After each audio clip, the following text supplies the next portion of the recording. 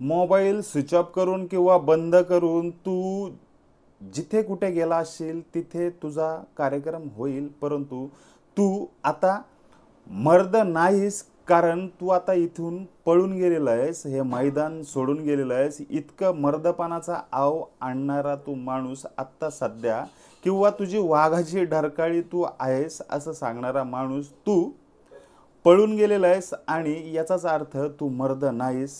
तू एखादं लुगडं किंवा साडी ही घालून कुठे तुझं रूप बदलून तू फिरावं, असं बौद्ध समाजाकडून तुला एक विनंती सुद्धा आहे.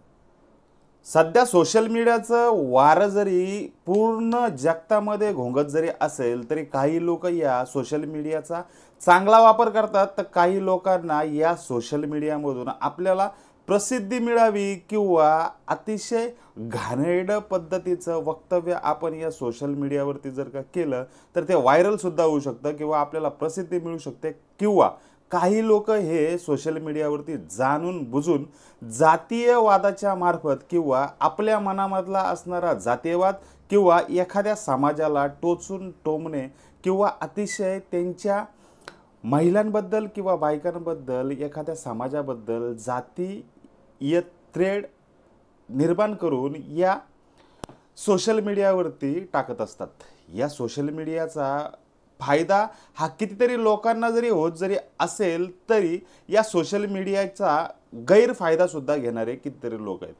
असाच एक लातूरमधील दिलीप जाधव या माणसाचं नाव आहे. याने काही दिवसापूर्वी सोशल मीडियावरती येऊन त्याच्या अकाउंटवरून एक व्हिडिओ बनवली आणि ही व्हिडिओ ज्याला कुणाला समोरच्याला टाकायची होती त्याला टाकली सुद्धा, परंतु ज्याला आपल्या समाजाबद्दल किंवा आपल्या जातीबद्दल अभिमान आहे तो कुणालाही न घाबरता अशा पोस्टला किंवा अशा व्हिडिओला अजिबात घाबरणार नाही. तो आपल्या समाजाला सांगणारच. असंच एक प्रकरण घडलंय, ते म्हणजे लातूरमधील एक दिलीप जाधव नावाचा माणूस हा बौद्ध समाजाबद्दल किंवा त्यांच्या महिलांबद्दल अतिशय घाणेरड्या पद्धतीने हातवारे करून शिव्या देत होता.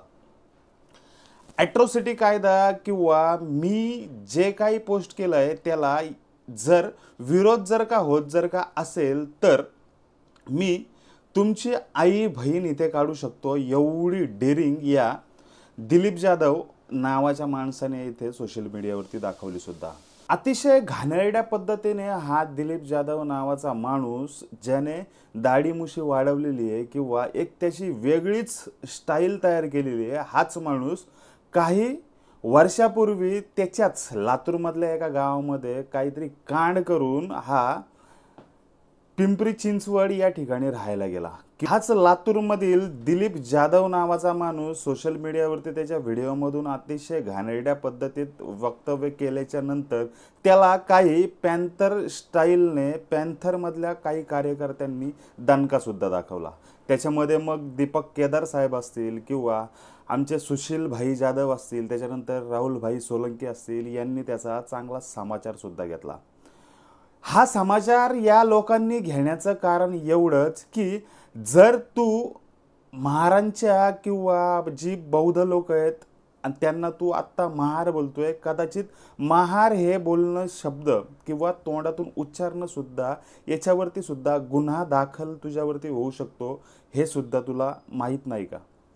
त्याच्यानंतर या सर्व कार्यकर्त्यांनी त्याच्यावरती आक्षेप घेत किंवा त्याचा निषेध करत त्याला पॅन्थर स्टाईलने दणका दाखवला सुद्धा आणि त्याला काही सूचनासुद्धा दिल्या की तू जिथे भेटशील तिथे आम्ही तुला मारू, कारण एखाद्या समाजाबद्दल किंवा एखाद्या समाजाबद्दलची आपल्याला असणारी आस्था किंवा आपल्या समाजाबद्दलचं आपल्याबद्दल समाजाबद्दल असणारं प्रेम हे कुणीच इथे हिसकावून घेऊ शकत नाही. समाज कोणताही असू दे, परंतु आपण ज्या समाजामध्ये राहतो त्याच्याबद्दलचं प्रेम आपल्या मनात हे नक्की असतंच. त्याच्यामुळेच या पॅन्थरच्या आमच्या काही कार्यकर्त्यांनी याला चांगली समजसुद्धा दिली. स्वतः हा दिलीप जाधव त्याच्या त्या व्हिडिओमध्ये दात खाऊन एखाद्याला तिथे शिव्यासुद्धा देतोय आणि सांगतोय सुद्धा की माझं कोणी वाकडं सुद्धा करू शकत नाही, कारण सोशल मीडियावरती पंतप्रधान असू दे मुख्यमंत्री यांना सुद्धा लोक शिव्या देतात, परंतु जर त्यांना जर का शिव्या देऊन त्यांचं काही होत नाही तर मला सुद्धा काही होणार नाही, असं बिनधास्तपणे हा दिलीप जाधव त्याच्या व्हिडिओमध्ये बोलतोय.